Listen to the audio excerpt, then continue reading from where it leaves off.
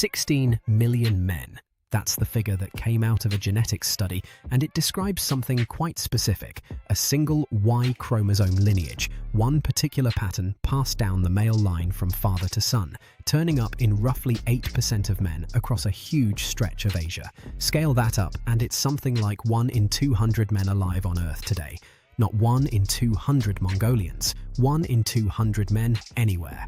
A lineage like that doesn't happen by accident. Y-chromosome patterns usually spread slowly and get diluted because most men have roughly similar numbers of children and the arithmetic stays boring. For one line to end up in millions of living descendants spread across an entire continent, something extraordinary has to have happened to the ordinary rules about who gets to have children. When the researchers looked at where the lineage was concentrated, the map it drew was strikingly close to the borders of the Mongol Empire. And the timing pointed back to roughly the right era, so the name attached to it was Genghis Khan. Before going further, the caveat, because it matters and it usually gets dropped, the genetics show a lineage that expanded enormously, in the right place, at approximately the right time. They do not show a name. No one has sequenced Genghis Khan. Nobody has ever found his grave. The link to him personally is an inference drawn from geography and dates, and it's entirely possible the lineage belongs to an earlier ancestor of his family, or reflects the reproductive advantage of the whole Mongol ruling elite rather than one man. Some researchers have argued exactly that. What the number really measures is not one biography. It's the biological signature of power, which is the useful way to read it, because power on this scale is genuinely hard to imagine. The empire he founded became the largest contiguous land empire in history. Not the largest ever, since the British Empire covered more territory, but that was scattered across oceans. This was one connected mass, walkable end to end, running from the Pacific coast deep into Eastern Europe. It was assembled in a few decades by a people with no cities, no writing system of their own at the start, and a population smaller than a modern mid-sized city. How? Not mostly by being unstoppable in a fight, though they were very good at that. The interesting answer is organizational.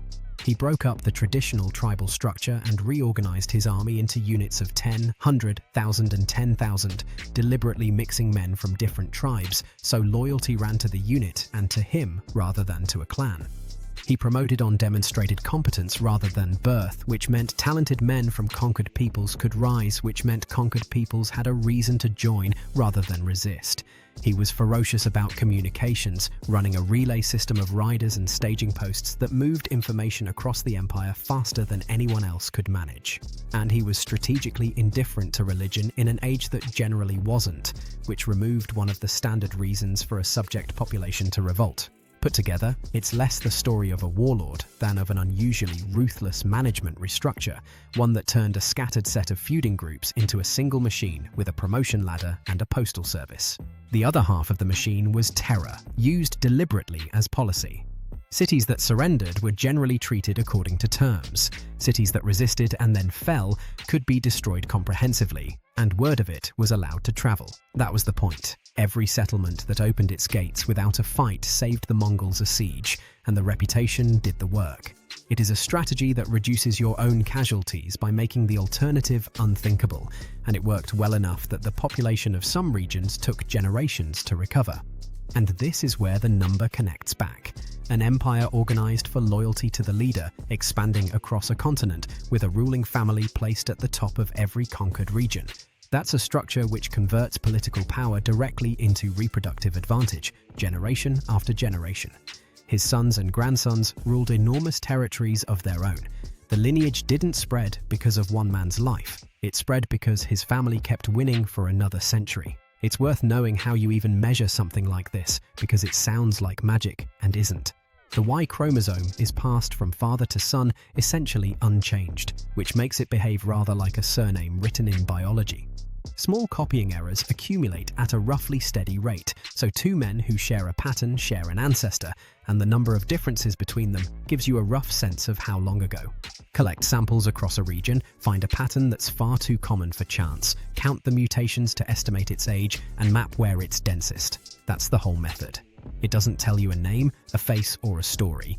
It tells you that somewhere back there, one man's descendants massively outcompeted everyone else's.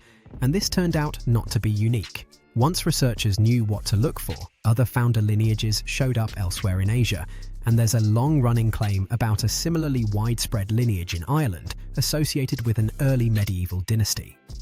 The pattern behind all of them is the same: concentrated hereditary power held across many generations in societies where that power translated into far more children than an ordinary man could have. The Genghis lineage is the most famous example, not the only one. The empire's other legacies are stranger than the conquests, too. For roughly a century, a single administration stretched across the length of the Silk Road, and moving goods and people along it became dramatically safer than it had been. Trade, technologies, and ideas flowed both directions in volumes that hadn't been possible before. So did disease. The same connected network that let merchants cross a continent is widely thought to have helped carry plague westward, which means the empire that made travel safe may also have delivered the deadliest pandemic in European history. Nothing about this story stays tidy. Then there's the grave. He died in 1227, and by his own instruction, his burial was kept secret.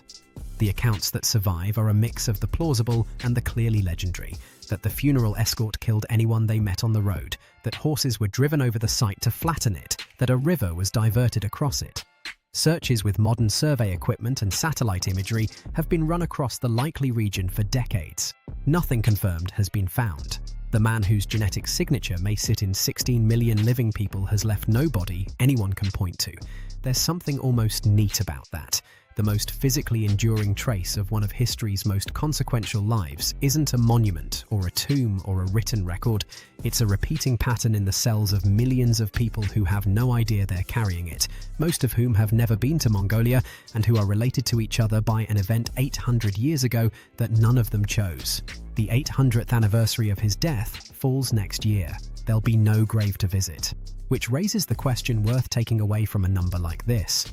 If extreme power leaves a mark this deep and this quiet, what else is written into us by people whose names we lost centuries ago?